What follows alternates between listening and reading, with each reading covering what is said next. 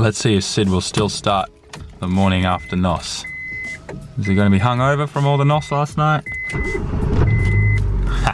No problem, look at that. Good to go. Yo, this is killing me. This car we're here working on, same kit as mine. Obviously my car's still here waiting for the ECU. And then the guy just rocked up with, once again, same kit, white 34. This is seriously killing me. And it's like a sign that I should never have sold the 34. I think we definitely need to buy another one at some point in Japan or here, whatever. We'll figure it out, but it has to happen. You already know. We gotta hit that button, y'all. We gotta hit that button. Armor up. We're armed. All right, here we go. Get her into the rev range. Let's go. Woo! Oh, I love this thing so much. Nitrous is so much fun. Welcome to the vlog, guys. Today is gonna be heaps of fun. I'm being really lazy with my facial hair. I should fix that. But anyways, we're currently actually doing some running around. We have to drop off some tires to get changed. Then we're heading to Hart's Transmissions to pick up the new diff. For the R31, we had to get that hot thing like machined and everything so the new diff would fit in there, because it's apparently a Series 1 diff, and I don't know, things have to be machined out to fit that pinion and diff. So anyways, that's what we had to do. We're gonna go pick it all up and then we'll get back to the workshop, show you some cool stuff we're working on. Just dropped off some tires at my buddies and they've got this super clean Z300ZX here, and check out that puncture. That's pretty epic. Man, I love these things. The super rare ones with the RB20s in them are so mint. So good to see those things still getting around, and especially in Australia of all places. Harsh environment over here, y'all. Yo, look at this guy from the hump day meet. Dude, this is perfect. We should totally like NOS him. This will be hilarious. All right, hang on, we'll change the third. Armed. Woo! Oh man, this is fun. That's pretty dope. Love that thing.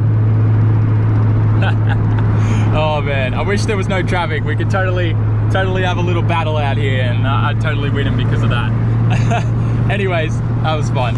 All right, so I'm back at the workshop. Semi's getting back into this van, getting that all tidied up, and I'm actually working on this turbo from Mamba. We're gonna port out the internal wastegate, so I wanted to show you guys that process. So I'll throw you guys on the bench while I pull the rear housing off, and then we're gonna port it out.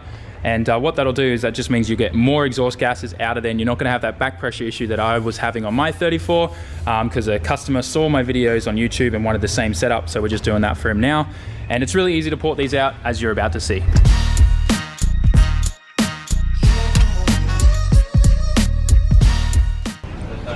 Okay, so this is the flapper for the internal wastegate on these Mamba turbos. And as you can see, the flapper is quite large, but the hole itself is quite small, and you have a whole bunch of this area here that we can port out. So what we need to do is we need to make sure though that we don't accidentally port too much out. What we're gonna do is put some paint on the flapper, then we're gonna slam it down, let it leave its indentation, and then what we'll do is we'll have an idea of how much we can port out of this without it, you know, going too far and not being able to seal anymore. So that's what I recommend everyone do. Don't just take a Dremel or a grinder to that, like actually mark it with some paint first. So that's what we're gonna do.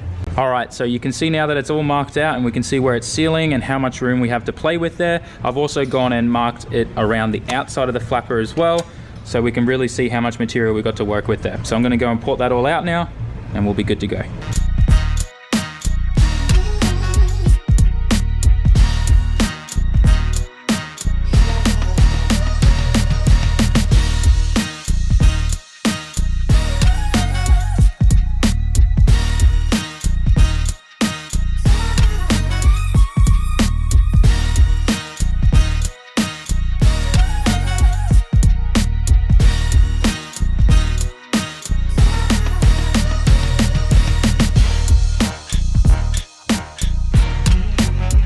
All right, so just wanted to quickly show you guys how we've ported this out to suit, and you can see that most of the porting's done in the back there, just to give it that extra flow where there's a whole bunch of meat on the housing.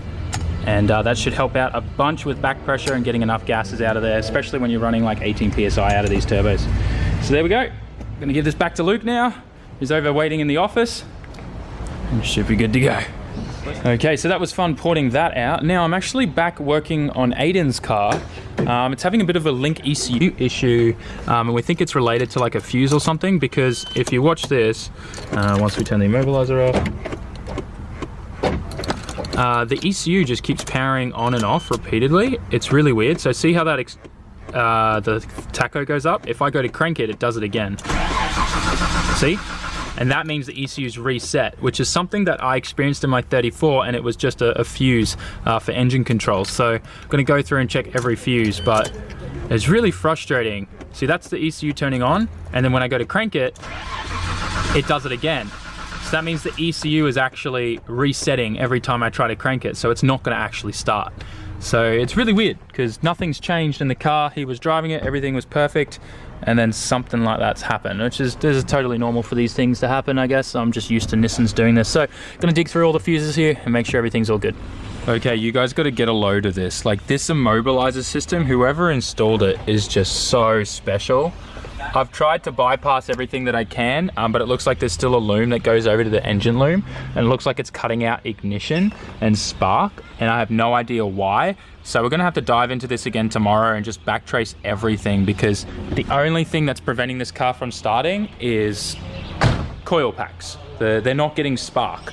So yeah, there's something weird going on there. We'll backtrack all the wiring and sort it out, but it's something to do with the immobilizer for some unknown reason. So we'll get to the bottom of it tomorrow. It's already getting close to like 6 p.m. and Sammy's got to head home for dinner. So we're gonna go do that. Okay, so I'm currently doing a live stream. If you guys don't know, make sure you have notifications turned on so you don't miss out on my weekly live streams. It's always lit. Check out all the crabs. You guys already know. If you're a part of the stream, you know what crabs mean. All right, so fun night with the live stream and everything. Heading home right now. Civic's loving life, man. I actually think the Civic runs better now after a few NOS hits. I don't know if the NOS is like cleaned out, like the intake manifold or anything, but man, it actually drives and has a lot more pickup to it. It's weird. Like, I'm not running NOS or anything. I'm just driving it normally. NOS is all off and disconnected, but it's like actually drives smoother. The motor feels smoother than what it did before NOS.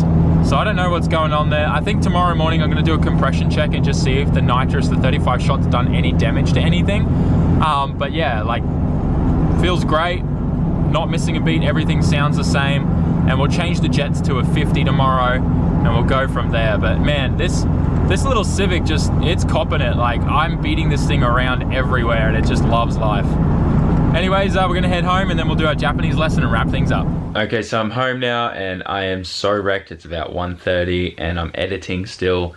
But let's do a Japanese lesson. Today we're gonna learn ku, which, as you can see, it's kind of like a it's like a mountain turned sideways. Let's go with that. And the example words it gives us is kuruma, which is for car. Japanese for car is kuruma. So if you want to ask somewhere where, like, you know, car parts are, you can say kuruma patsu. And that's how you say, like, car parts. The next word is kumo, which means clouds. And then kuko, which is airport. So probably some important things you should learn. Let those focus on those words. And in 3, 2, 1, we're good and done.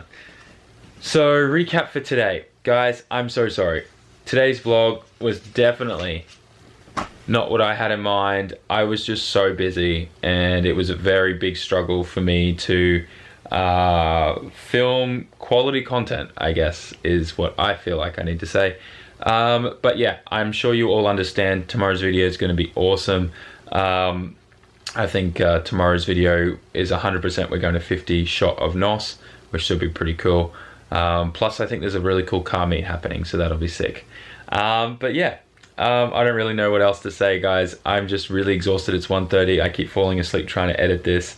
So I'm going to finish it and then go and sleep. Anyways, tell me what you thought in the comment section of this video, guys. Also, memberships is now turned on, so if you want to become a member, hit that button at the bottom of the video, and I'll catch you all in the next one.